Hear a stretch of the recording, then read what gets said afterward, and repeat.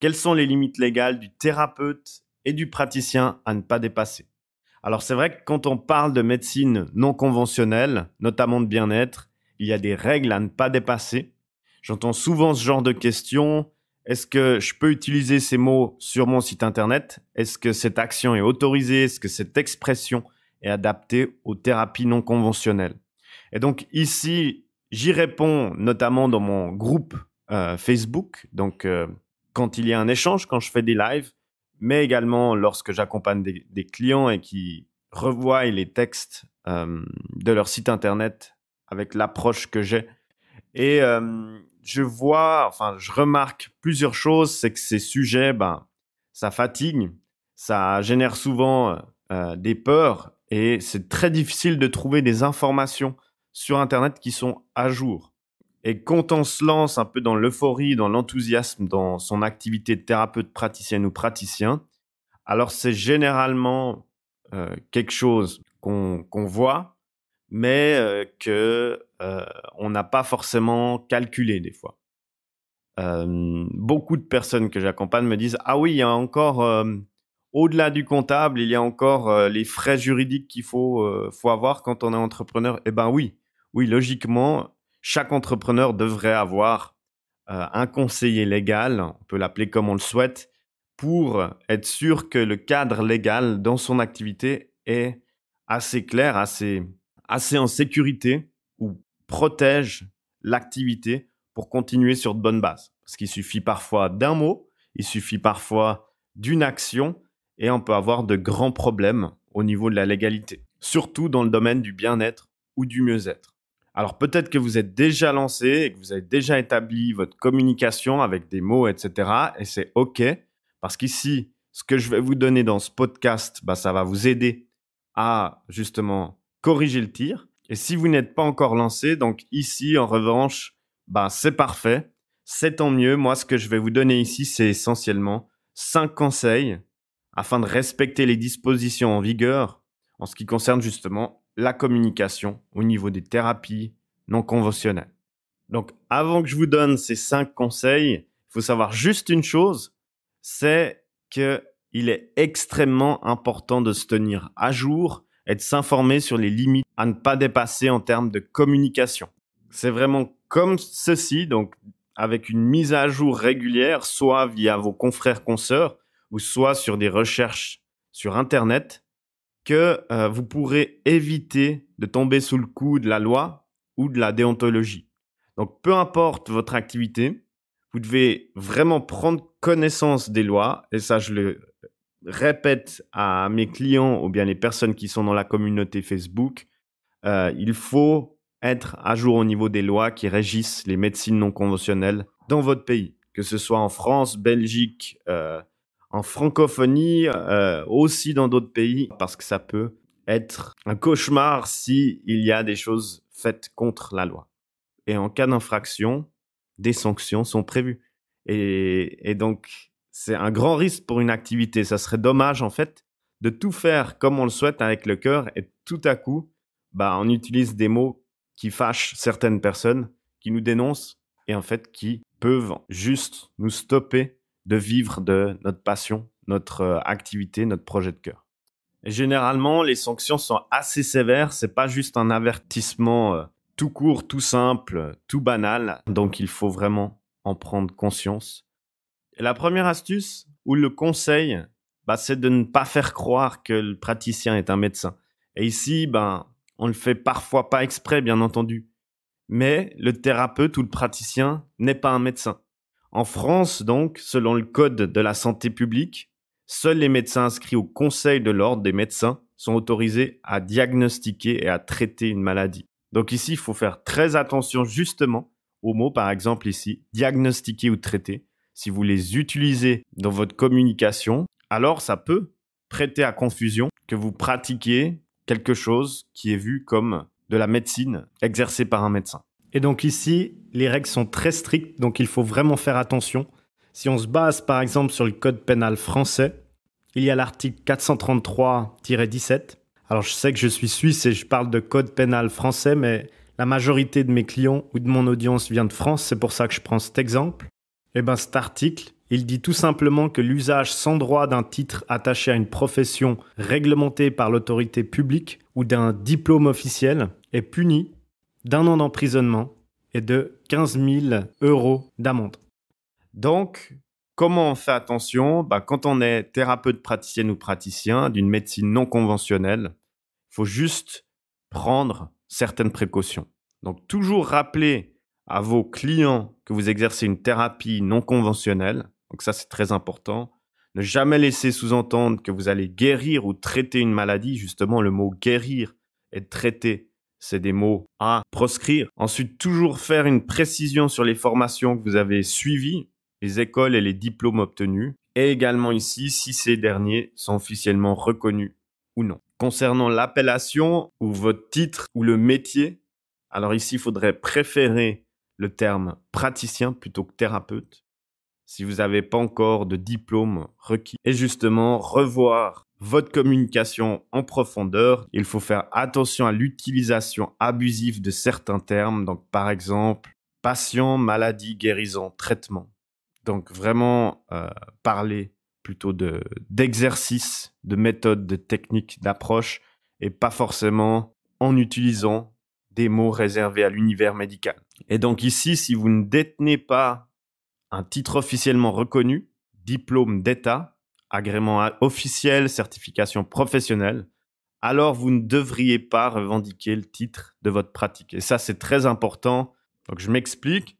Vous ne pouvez pas prétendre d'être spécialiste en shiatsu ou un réflexologue si vous ne détenez pas un titre officiel pouvant le prouver. Et on a vu des formations en ligne qui donnaient justement des diplômes, des certificats de réflexologue, de spécialiste shiatsu. La plupart de ces formations, malheureusement, ne sont pas reconnues par l'État, officiellement reconnues par un organisme, et donc on ne peut pas se proclamer réflexologue ou spécialiste en shiatsu dans ces cas-là.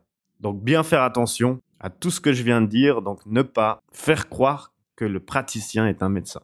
Le conseil numéro 2, et c'est l'erreur que je vois le plus souvent, c'est en fait les personnes qui ne font pas signer de contrat à ses patients, consultants ou clients. Et donc, le conseil, il est très simple, c'est de faire signer quelque chose. Mais alors là, je comprends, et on me le dit souvent, oui, mais Morgane, je préfère l'aspect de confiance, ma relation de confiance, et c'est tout à fait OK, j'ai pas besoin de quelque chose écrit, on se fait confiance et tout. Le seul problème, c'est que s'il arrive un petit couac à un moment donné, ou qu'il y ait une plainte ou autre, et qu'on n'a pas de texte légal signé par la personne qu'on a accompagnée, surtout dans ce domaine, bien-être, mieux-être, alors ça peut vite être un cauchemar. Et ici, tout simplement, la meilleure façon de se protéger face à la loi, c'est juste un contrat de prestation. Donc, ce qu'on appelle généralement un contrat client. Et dans ce cas, si vous avez essentiellement des transactions en ligne, donc au niveau du paiement, c'est tout simplement aussi les conditions générales de vente qui peuvent être lues juste avant de faire un transfert monétaire. Et c'est aussi simple que ça, mais c'est très très important. Il faut que la personne lise ça avant de payer une prestation, un accompagnement ou autre, ou d'établir justement un contrat. Donc on ne rédige généralement pas un contrat client ou un contrat de prestation du jour au lendemain en s'improvisant juriste ou expert légal. Généralement, il faut demander les services d'un expert légal. Et c'est ce que je recommande à tout le monde pour bien être protégé à ce niveau-là. Et peut-être justement mettre un peu plus d'argent là-dessus au début, c'est mieux que mettre trop d'argent après s'il arrive quoi que ce soit. Il y a également des modèles de contrats disponibles sur Internet, mais pour moi, il est clair que la protection n'est pas la même. Donc ici, ce qu'il faut s'assurer, c'est qu'il y ait vraiment des clauses spécifiques assez précises pour une protection optimale en cas de pépin. La troisième chose que je vois énormément et qui a une pensée par rapport à ça et que je souhaite réellement donner un conseil là-dessus, c'est de ne pas commercialiser des produits de santé ou autres produits thérapeutiques non autorisés. Je ne sais pas si vous saviez, mais certaines huiles essentielles ne peuvent être que vendues, donc uniquement vendues en pharmacie. Et ça, c'est des choses que peu de personnes savent, mais qui peuvent faire arrêter une activité bien-être ou mieux-être du jour au lendemain. Donc, pour moi, un grand risque. Donc ici, avant de vendre ou de faire de la publicité concernant certains produits que vous pourriez avoir, alors assurez-vous que vous avez bel et bien l'autorisation de faire ça. Donc ici, je peux citer des codes légaux éventuellement, malgré que c'est assez ennuyant, mais il s'agit essentiellement du Code de la santé publique pour les conditions de commercialisation de produits. Donc si vous voulez regarder, c'est l'article L5 122-1 et les suivants, ou bien l'article L4 211-1. Donc j'ai fait mes petites recherches. Je pense que tout le monde peut les faire. J'ai énormément de clients français, c'est pour ça que je donne de la clarté là-dessus, pour éviter qu'il y ait une infraction ou autre. Le conseil numéro 4, il conseille les données personnelles des clients. Et ici, c'est vraiment de faire attention par rapport aux données personnelles que vous possédez de certains patients, clients, consultants. Donc ici, en tant que praticienne, praticien ou thérapeute, on collecte certaines données de santé de sa clientèle, patientèle. Et donc, ces données sont généralement très sensibles. On ne peut pas forcément les stocker sur certains serveurs ou bien même à des endroits qui pourraient être assez sensibles au niveau de la sécurité.